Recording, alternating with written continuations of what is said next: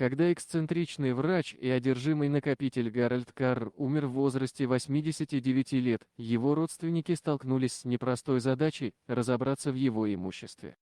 Его дом был забит грудами медицинского оборудования, пивными кружками, тысячами квитанций, нашелся даже шпионский дрон времен Второй мировой войны. Но все их усилия того стоили, когда они открыли дверь его гаража и наткнулись на золото. Внутри они обнаружили Bugatti Type 57 S Atlantic 1937 года выпуска. Этот автомобиль был одним из 17 когда-либо выпущенных.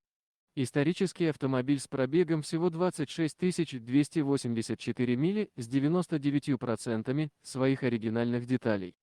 Они решили продать его в Париже через месяц. Его цена превысила мировой рекорд в 4,4 миллиона фунтов стерлингов на аукционе. Аукционисты выставили резервную цену в 3 миллиона фунтов стерлингов за двухместный автомобиль, описанный как одна из лучших дорожных спортивных машин золотой эры 1930-х годов. 15 из 17 аталантов все еще существуют. Эта конкретная модель изначально принадлежала Эрлу Хоу, ведущей фигуре в сфере британского автоспорта. Он оснащен 3,3-литровым восьмицилиндровым двигателем, четырехступенчатой механической коробкой передач и может развивать скорость 60 миль в час за 10 секунд. Доктор Карр был хирургом-ортопедом, который служил военным врачом во время Второй мировой войны. Позже он стал страстным любителем авто и купил автомобиль в 1955 году. Он ездил на нем несколько лет, прежде чем оставить его в гараже рядом со своим домом в Госфорте. Последний налоговый лист истек в декабре 1960 года. Карр никогда не был женат, поэтому 8 его родственников должны разделить доходы от его имущества. Племянник, пожелавший остаться неизвестным, сказал: «Мы знали, что у него было несколько машин, но мы понятия не имели, что это были за машины». В местном фольклоре было немного о том, что у него был Бугатти, но никто не знал наверняка. Он стоит так дорого, потому что он не пользовался им уже 50 лет. Это был один из оригинальных суперкаров. Его родственники позаботились о том, чтобы деньги были распределены между членами семьи.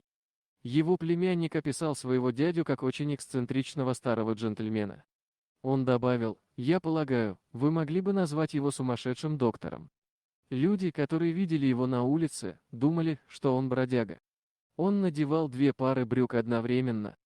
Все дети смеялись над ним на улице, когда он возился со своими машинами, потому что на голове у него был кусок резиновой трубки, чтобы масло не попадало в волосы.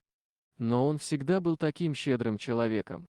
В последние годы жизни доктор Карр страдал одной из форм обсессивно-компульсивного расстройства и хранил в доме все.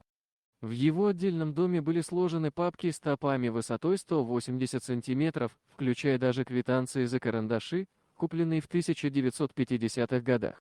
На протяжении многих лет доктор Карр сопротивлялся многим предложениям купить Бугатти. Когда его собственность была очищена, внутри были найдены десятки записок от потенциальных покупателей. Он получал письма со всей страны. Люди съезжались отовсюду, чтобы попытаться убедить его продать машину.